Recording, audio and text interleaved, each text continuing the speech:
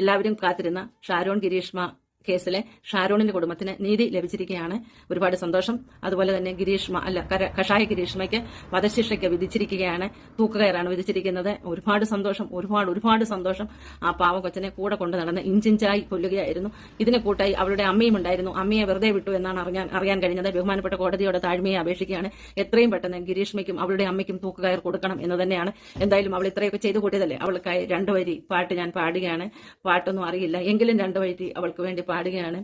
ഇത്തിരിയും അവളുടെ നേരെ തോന്നാൻ പാടില്ല, മംഗളമൊന്നും അവളുടെ ഭാവിയിൽ വരുവാൻ പാടില്ല. ആശംസകൾ ശാപങ്ങൾ ഗിരീഷ്മയ്ക്കായി നൽകുന്നു ഞാൻ. ഇത്തിരിയും അവളുടെ നേരെ തോന്നാൻ പാടില്ല, മംഗളമൊന്നും അവളുടെ ഭാവിയിൽ വരുവാൻ പാടില്ല. ആശംസകൾ ഗിരീഷ്മയ്ക്ക്, ശാപത്തിന്റെ ആശംസകൾ.